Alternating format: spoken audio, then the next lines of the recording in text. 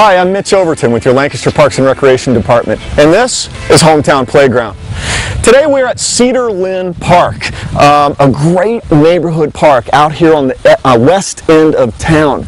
Here we have a newly refurbished tennis court, 2 new playground apparatus. We've resurfaced the basketball courts, striped it, ball diamond material, a fantastic neighborhood park. And today we're going to focus on tennis. And with me today is Mr. Brett Turner. Brett, thank you for coming. Brett is known as the commissioner of USTA, that's the United States Tennis Association, sanctioned events here in Lancaster. He's an avid tennis player, knows all about how to play this sport and the health benefits gained from playing this sport and just the fun that you have by doing this.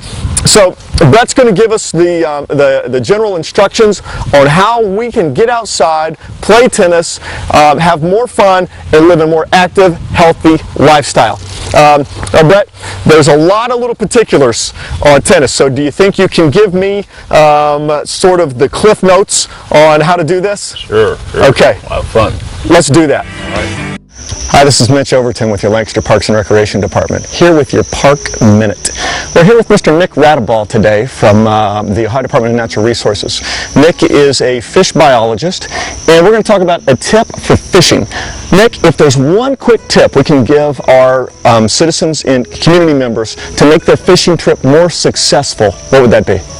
The best thing I can think of right now that I would recommend to people to increase their chances of catching fish if they're just going out for a few hours is to try and target those times of the day where the light is the lowest, meaning either early morning or in the evening. There's been many studies done that have shown that sunrise, sunset, 2-hour window around those times are peak feeding times for most fish. Excellent. So in order to increase your odds, I'd say go ahead and set the alarm early and get out on the lake before everyone else does. Love it. You heard it here, guys. To have a more successful fishing experience, come out during those low light times, early morning or in the evening. You follow that simple tip and you'll have more successful fishing endeavors here in your parks. This has been your Park Minute for Lancaster Parks and Recreation. Stay tuned from our hometown playground.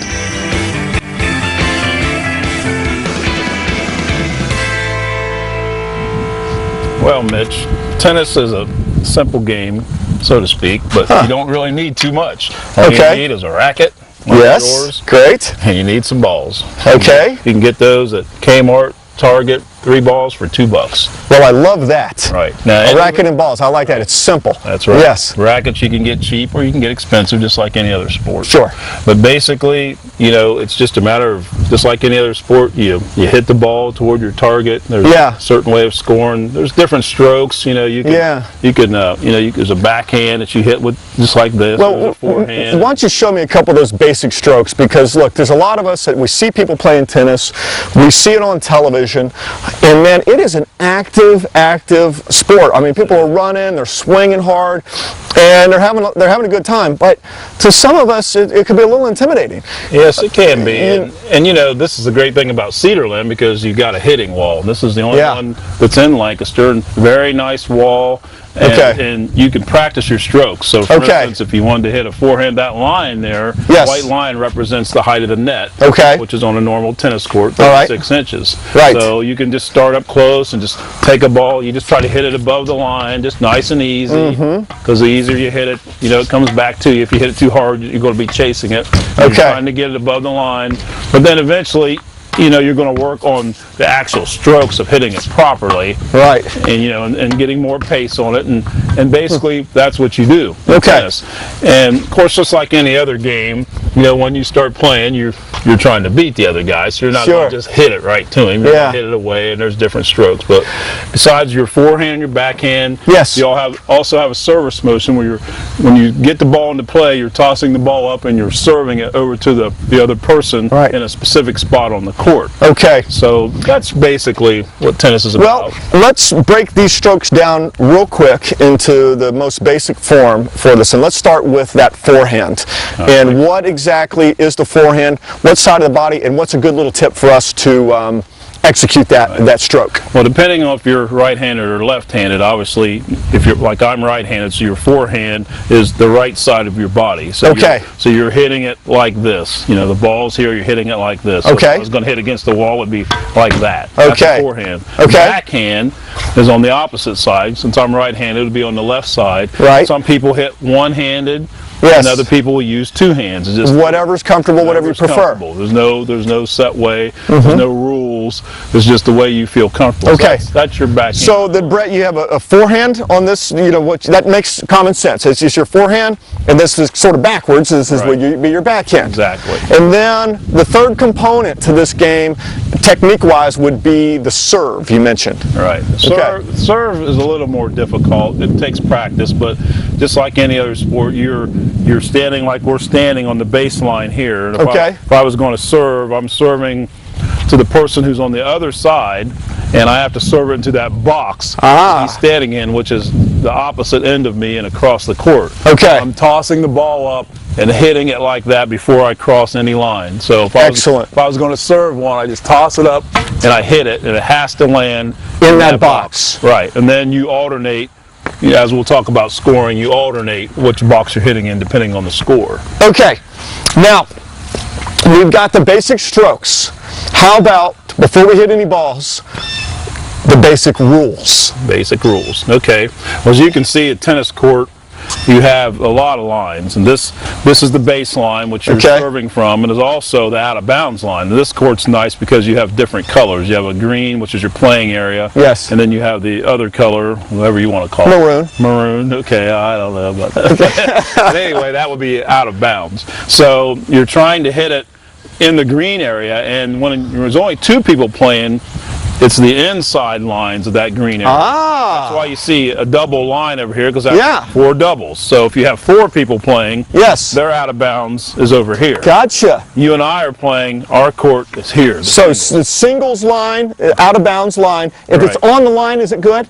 If it's on line, it's good. Okay, it has to be outside the line. And then this would be for doubles. So all of this area, you expand the court for doubles. Exactly. Excellent. Exactly. So because you have more people on the court, you need more. Okay. Okay. Now, even I can understand those basics, but the score seems a bit confusing to me. We have a lot of love in tennis. Good one. Okay. And the scoring is a little weird. And scoring, everybody, you just start off, when you're at 0, you don't say 0, you say love. And there's all kind of theories about where that came from. Some people said that the French word or German word for a goose egg was Louvre or something weird like that. So that's why we have love. Okay. And so anyway, then the scoring goes 15, 30, then 40. Some people say 45, and then it would be game. But it's still, you can't win a game unless you have 4 points, and the other person is 2 points below you. So, for instance, let's say I score the first point, it would be 15, you would be love. Okay. And you always, the way you say you're scoring is the server, his score always goes first. Okay. So I'm serving, I get the first point, 15 love. Okay. Let's say you get the next point, 15 all. Okay. 15, 15. Right. Then 30, 15, then 30, 30, then 40, 15, or 40, 30. Yes. And then if I get the next point, it would be game. Right. If you get the next point. Yes, because you have to win by 2. Right. Okay. It's just, when you get to 40, 40, you don't say 40, 40, you say deuce. Okay. And then the next point would be advantage. It's kind of goofy, but once you learn it, it's not a big deal. Yeah, it's just the way it is, isn't it? It's the way it is, and you can't change it. Yeah. So there's, without getting into all that, it is pretty simple, but it's love, 15, 30, 40, game if you're ahead by 2 points. Excellent. If you're tying, it's deuce, then you keep going back and forth until one person gets 2 points in a row, and then that would be the game. Then a set, which is 6 games, first person to 6 games, winning by 2.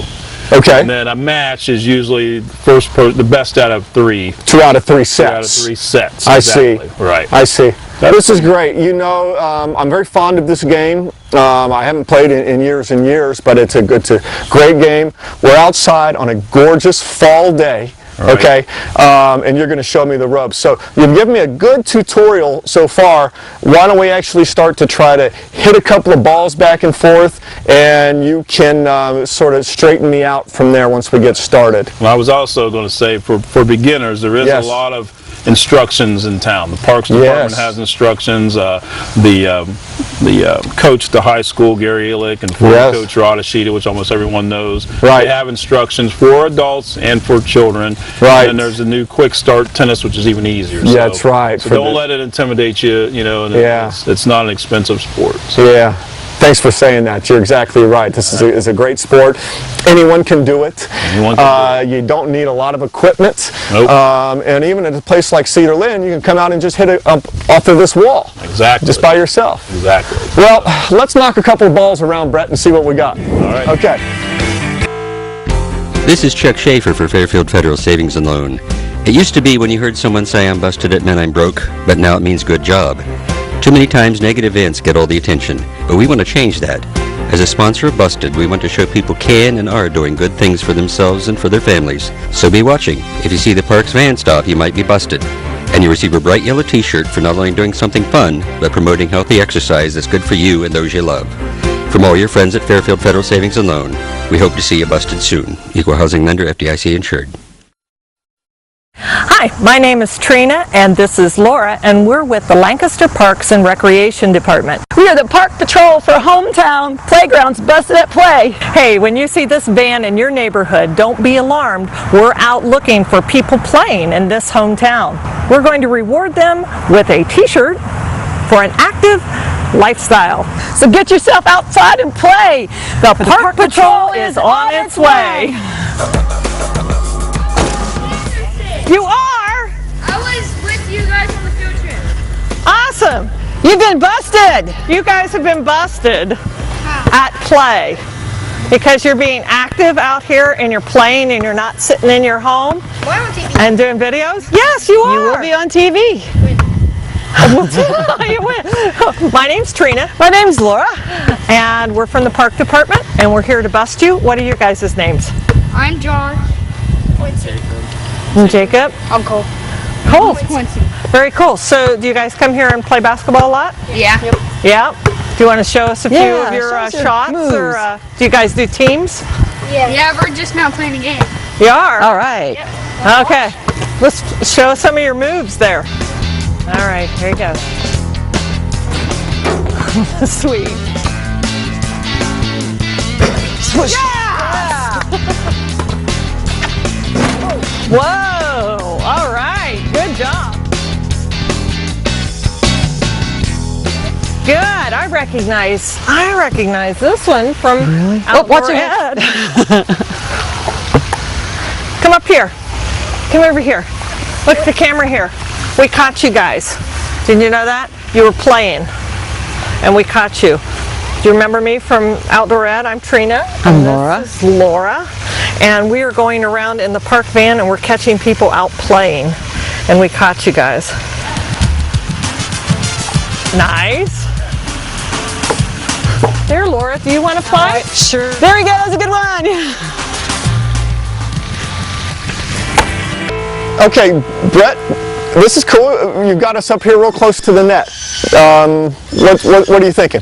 Well, when you tennis, like I said, you have to get used to it. So it's best to start with just short strokes. You don't want to get all the way back to the back and never hit it over. So let's just... I like that. I can see a lot of frustration possibly happening there. Right. If you started way back on the ends. So let's just hit a couple up here, and we drop a ball, we'll put another one in, just to get used to the different strokes in the field. Forehand, backhand, right. Get the feel for the ball. So okay. I'll hit you some. Just hit it nice and easy. There you go. All right.